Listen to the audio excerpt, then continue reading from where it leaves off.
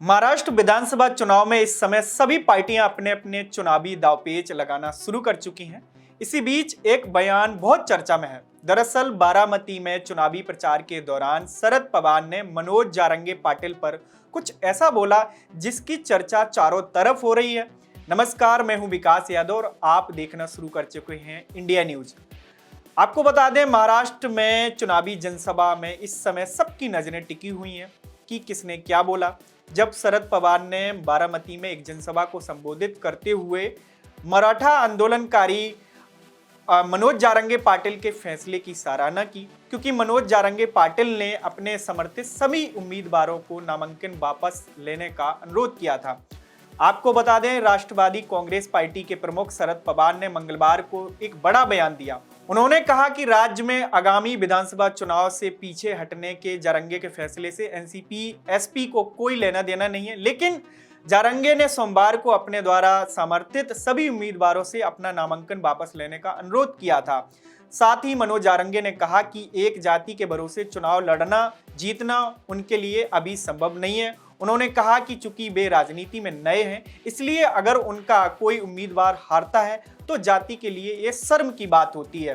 साथ ही NCP SP प्रमुख शरद पवार ने कहा कि हमें उनके फैसले से कोई लेना देना नहीं है। अगर उन्होंने अपने उम्मीदवारों का समर्थन किया होता तो बीजेपी को फायदा होता और मराठा वोटों का विभाजन का कारण बनता, और अब उनका यह फैसला सही रहा।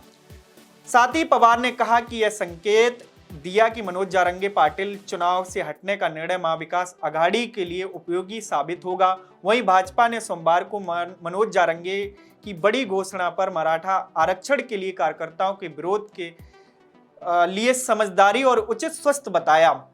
आपको बता दें, मनोज जारंगे के इस फैसले को महायुति खासकर उप मुख्यमंत्री देवेंद्र फडणवीस के लिए राहत की बात माना जा सकता है। पिछले 15 महीनों में फडणवीस को जारंगे की भूख हड़ताल और राज्य सरकार पर दबाव बनाने के लिए अन्य हथकंडों का खामियाजा भुगतना पड़ा है।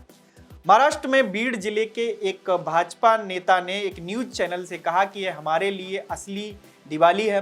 भाजपा प्रवक्ता प्रवीण दारकेकर ने कहा कि मनोज जारंगे के फैसले का स्वागत करते हुए हम मराठा आंदोलन का राजनीतिकरण नहीं होने देंगे। उन्होंने यह भी कहा कि मराठा आरक्षण कार्यकर्ता मुसलमानों और दलितों के साथ गठबंधन करने का प्रयास विफल हो गया है। दारकेकर ने आगे बताया कि मराठा समुदाय न केवल जारंगे के उम्मीदवार का समर्थन देने और हराने की बातों से भ्रमित था, बल्कि AIMIM के इम्तियाज जलील जैसे लोगों के साथ बातचीत करने के जारंगे के फैसले से नाराज था। आपको बता दें, उन्होंने साथ ही ये बात भी जोड़ी कि चूंकि महायुति सरकार ने मराठा समुदाय के हित में निर्णय लिए, इसलिए मनोज जारंगे पाटिल का कदम वास्तव में सत्तारूढ़ गठबंधन को समर्थन देने की अपील है।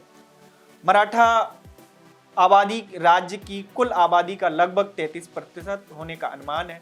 महाराष्ट्र की 288 विधानसभा सीटों पर 20 नवंबर को मतदान होगा और नतीजे 23 नवंबर को घोषित किए जाएंगे।